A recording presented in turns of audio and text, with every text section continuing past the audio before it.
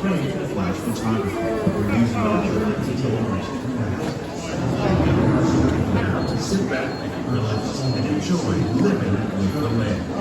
Por su seguridad, permanezca sentado con sus manos y brazos, pies y piernas dentro del parque y cuida a los pequeñitos. A manera de recordatorio, no tomar fotos de flash y luz de video antes de llegar al nivel.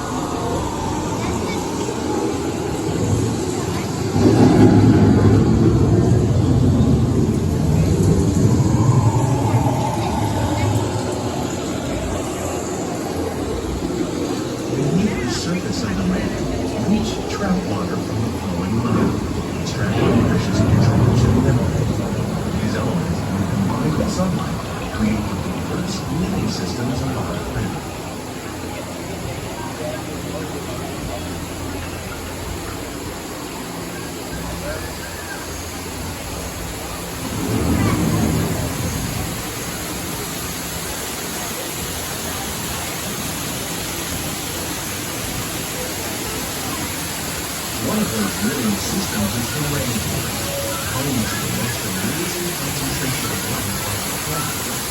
These dense and beautiful forests cover only a tiny portion of the earth. They contain more than decades of animal life.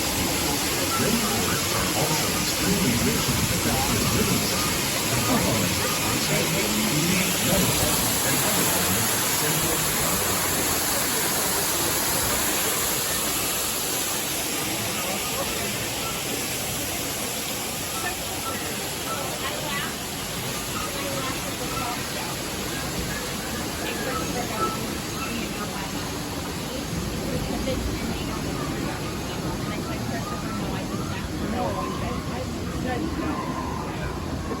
In the desert, nature has created a very different, but no less beautiful living system.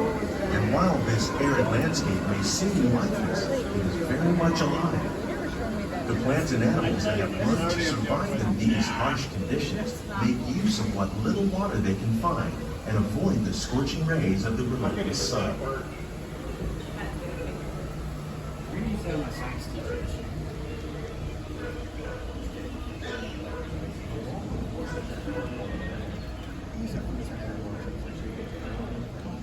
The American prairie once appeared as desolate as the desert, but over time, rainwater and nutrients gradually penetrated the hard surface of this land. Even the hooves of the mighty buffalo helped create the rich soil that would one day become home to the American farm.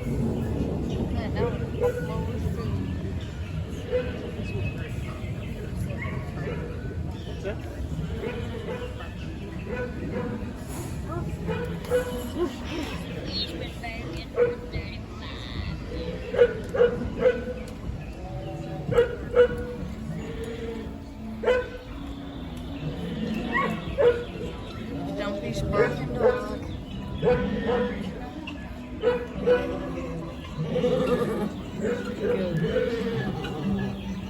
Of all the forces at work on the land, humans have had one of the most profound effects. The need to produce food for a growing world led to the enormous use and sometimes overuse of the land. In our search for more efficient ways to grow food, we often fail to realize the impact of our methods.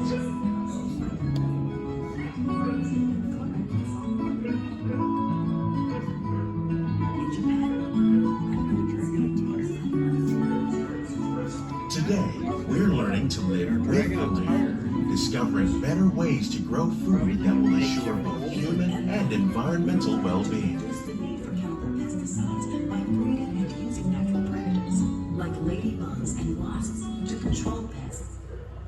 In the farmlands across America, we're learning that by plowing under vegetation containing natural fertilizers, we can enrich the soil without the use of chemicals. In arid regions, we're learning to produce food on desert seacoasts by developing and planting crops that thrive on salt water. In Japan, we're learning that by mixing leaves and other living materials into our soil, we can make farmland more fertile without the need for chemicals. Here at Epcot, we're learning to reduce the need for chemical pesticides by breeding and using natural predators like ladybugs and wasps to control pests.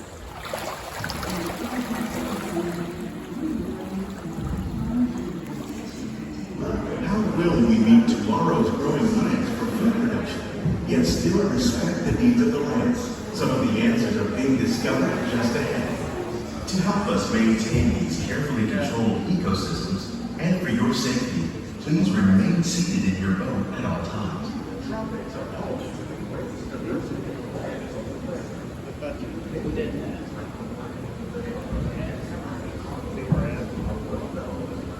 Touch the sand.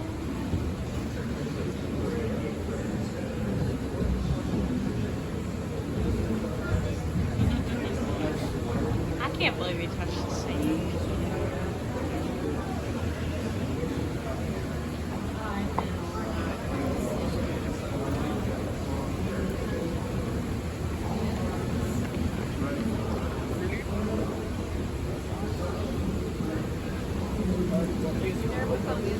Welcome to our living laboratory, where scientists from Africa and the U.S. Department of Agriculture are exploring innovative ways to produce bountiful harvests now and into the future. Peanut butter tree.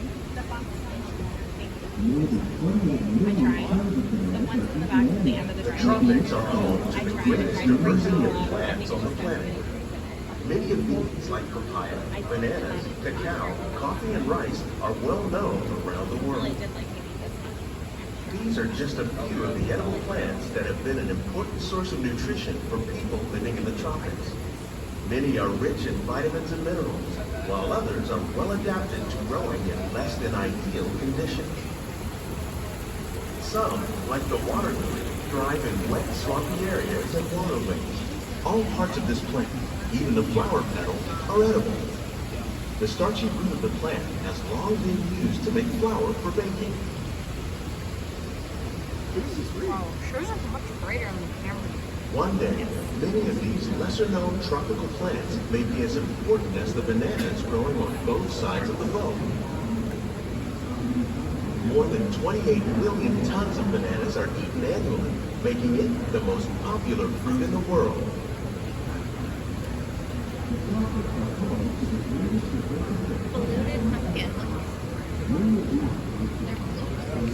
That's interesting.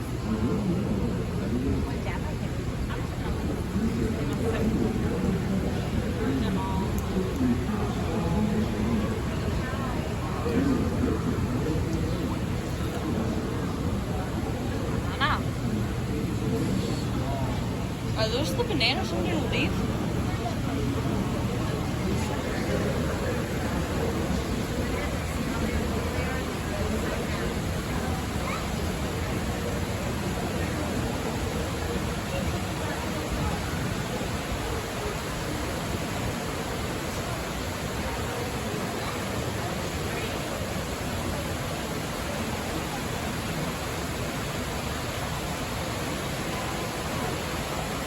When you mention farming, you probably don't think of fish, but fish farming or aquaculture accounts for nearly half of all the sea consumed globally. Tilapia, bass, and catfish, like the ones you see here, are three of the more popular crops raised by fish farmers. The sustainable system we're using here Fish are like grandma. as a result, we're able to save millions of gallons each year. Our small fish farm produces nearly 5,000 pounds of fish each year to serve at restaurants around Walt Disney World. Innovations like this one can play an important role in our efforts to produce powerful harvests and still protect natural resources. You see any shrimp? One right there. There's one right there. I was gonna say all the tanks have shrimp. Look, there's shrimp right there. I don't ever see one that's only like 1 or 2.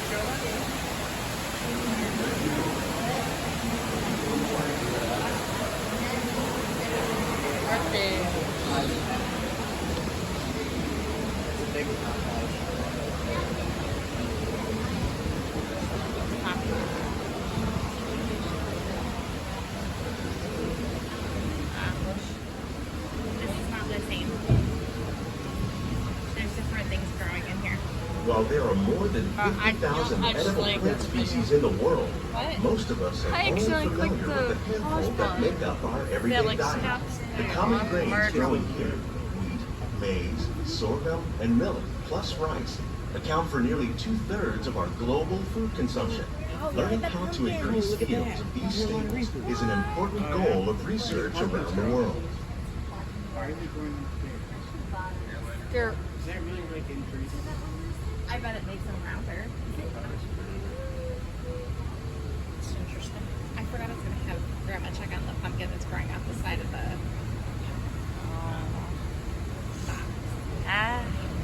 One singular.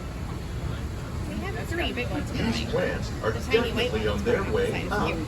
Innovative Oh, we're growing free? techniques like these Yeah, one. increase yields, Where's while Mom more and Dad efficient haven't taken care of your using garden, resources apparently. like water, fertilizer, and pesticides. Another innovation at work here is our integrated pest management program. By populating our greenhouses with beneficial insects that prey on harmful pests, like aphids and flies, we are significantly reducing our reliance on conventional pesticides. We're growing these crops using our nutrient-filled system. This technique precisely controls and recycles water and nutrients. With it, we can produce over 27,000 heads of lettuce a year in this one small area. Look like green beans. They were little bigger. Look at the wall of begonias. Wow. I don't know how they can grow them down here. It seems like it'd be too hot. Grow all the begonias, they're a shade flower. I mean, it seems pretty cool. It seems cool in here right now. It is cool here right now, but all the guys stay back. It's not like they're on air conditioning. Oh, it's tomatoes. Look, it's a tomato tree. Actually, they do that as well.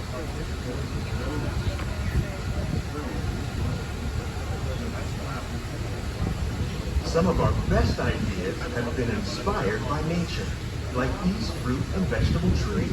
By growing these ground plants vertically, we can increase yield and better control diseases. These crops taste as good as they look. In fact, we serve more than 15 tons of produce from our greenhouses in restaurants here in the land every year.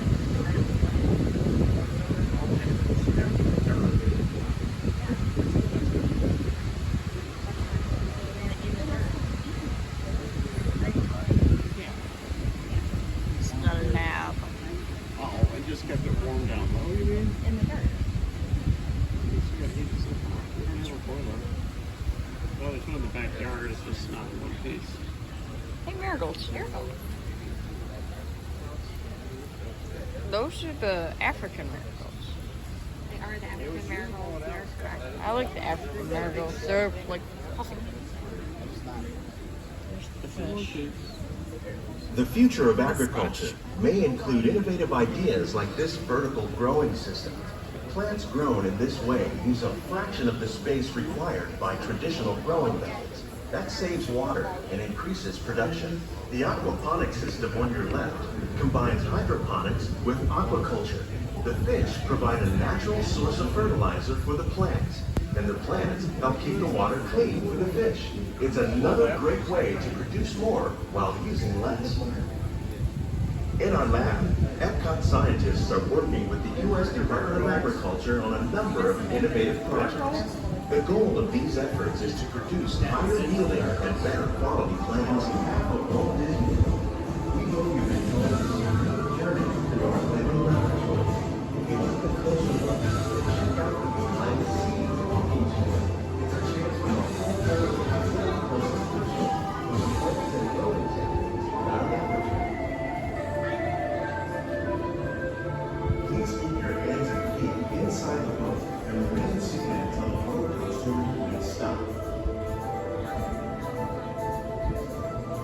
These greenhouses represent just a fraction of the work being done worldwide to produce bountiful harvests for our growing population. Scientists, farmers, and even backyard gardeners are doing their part to improve the quantity and quality of foods that we all rely upon. Together, we can continue to find more ways to increase food production and protect our precious natural environment.